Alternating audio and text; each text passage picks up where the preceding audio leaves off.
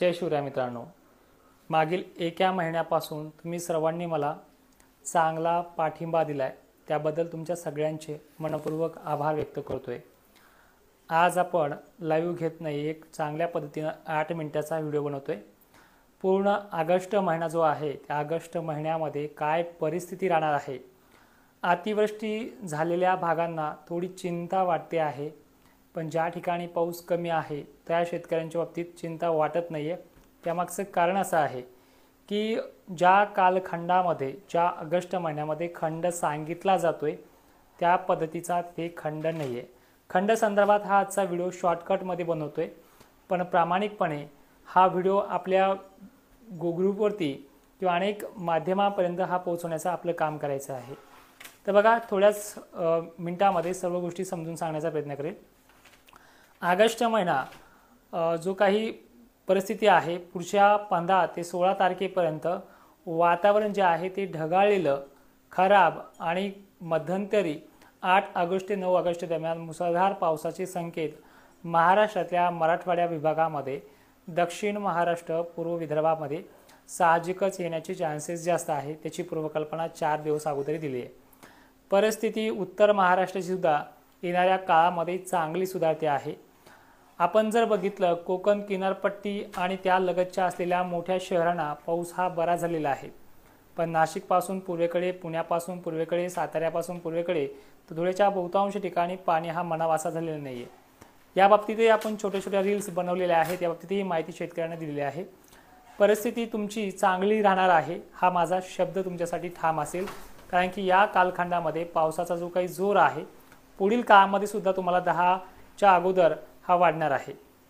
पण शेतकऱ्यांनी मित्रांनो, ज्यांना अतिवृष्टी झालेली आहे, ज्यांना खूप नुकसान करणारा पाऊस झाला आहे, अशा शेतकऱ्यांची चिंता वाढवणारा जो काही अंदाज असेल या व्हिडिओच्या माध्यमातून आपण तुमच्यापर्यंत प्रोव्हाइड करतो आहे। बघा, 8-9 ऑगस्ट रोजी दक्षिणेकडून येणाऱ्या टफ लाईनीमुळे, बंगालच्या उपसागरात असलेल्या लो प्रेशरमुळे हा पाऊस तुमच्यापर्यंत पोहोचतो आहे। मराठवाड्यामध्ये वापसा होत नाही तोपर्यंतच हा पाऊस दाखल होतोय। तत्पूर्वी हा जो काही सध्या वातावरण आहे या संदर्भात तुम्हाला ऑलरेडी माहिती दिलीच आहे, पण तुम्ही हा व्हिडिओ इतरांनाही शेअर करणार आहोत। त्या संदर्भामध्ये आजचं वातावरण 29 जुलैचं तुम्हाला समजलं आहे।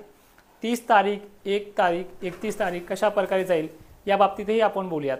मित्रांनो, 31 तारखेपर्यंत राज्यामधली परिस्थिती ही ढगाळलेली, म्हणजे उद्याची 30 जुलै तर पूर्णपणे ढगाळलेली आहे। या कालखंडामध्ये थोडे सूक्ष्म कणासारखे, मव्यासारखे पावसाचे थेंब पाहायला मिळतील, तर उत्तर भागांना थोडे बरे वगैरे हे पाहायला मिळतील। पण ही जी काही परिस्थिती आहे ही हळूहळू 1 ऑगस्ट पासून ते 7 ऑगस्टपर्यंत सुधारणार आहे।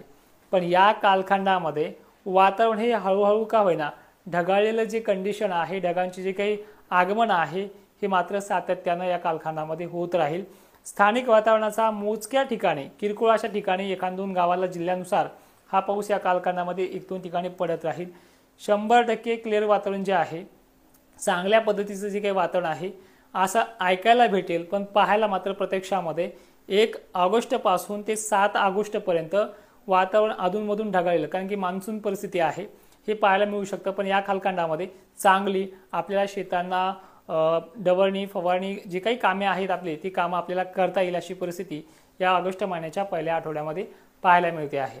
पण एकंदरीत परिस्थिती आजची आणि उद्याची जर पाहिली तर ढगाळलेलं वातावरण, खराब वातावरण, जेणेकरून पिकावरती रोगराईचा प्रादुर्भाव जास्त वाढेल अशी परिस्थिती मात्र अजून 2 दिवस कायम टिकून आहे। भले याच्यामध्ये मोठा पाऊस नसला तरी काही हरकत नाही आहे। आता ऑगस्ट महिन्याचा उर्वरित राहिलेला जो काही काळ आहे या काळाबद्दल बोलूयात। 15 ऑगस्टपर्यंत राज्यामध्ये, 7 ऑगस्ट नंतर येणारा जो काही पाऊस असेल तो 15-16 तारखेपर्यंत वातावरण खराब राहील। यामध्ये काही ठिकाणी मेघगर्जनेचा किंवा चांदण ते चांगला जोरदार पावसाचं आगमन या कालखंडामध्ये होऊ शकतं आणि परिस्थिती 15 ऑगस्टच्या नंतर सुद्धा अवघ्या 20 ते 22 ऑगस्टला पुन्हा दुसरा पाऊस देखील त्यामध्ये दाखल होऊ शकतो। मित्रांनो, परतीच्या पावसाबद्दल जर अंदाज सांगायचा झाला या रिपोर्टनुसार तर परिस्थिती पुन्हा एकदा ऑगस्ट महिन्याच्या कालखंडामध्ये सुद्धा जर पाहिलं तर वाऱ्याची जी काही वेग आहे, गरमीची जी काही लेवल आहे ही 10 ऑगस्टच्या आसपास खूपच भयंकर गरमी वाढणार आहे। म्हणजे 7 ऑगस्टपासून गरमीचे वेध लागतील आणि 8-9 ऑगस्टला गरमीची लेवल हाय लेवलवरती जाईल, त्यामुळे हा पाणी पडेल। पण अशा प्रकारची गरमी प्रत्येक टप्प्याटप्प्यानुसार परतीचा पाऊस येईपर्यंत राहील आणि परतीचा पाऊस जो आहे तो 15 सप्टेंबरच्या कालावधीमध्ये 4-5 दिवस मागे किंवा 4-5 दिवस अगोदर म्हणजे लॉंग टर्म अंदाज आहे, एवढा फरक नक्की पडत असतो.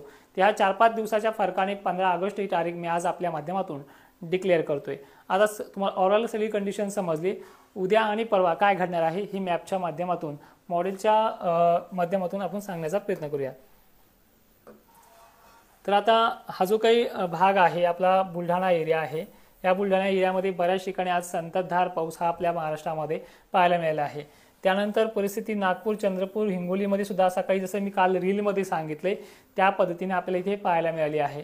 एकंदरीत कोकण किनारपट्टी, ठाणे हा जो काही मी मार्किंग केलेला आहे या भागांना जवळपास 2 ऑगस्टपर्यंत वातावरण कायम आहे.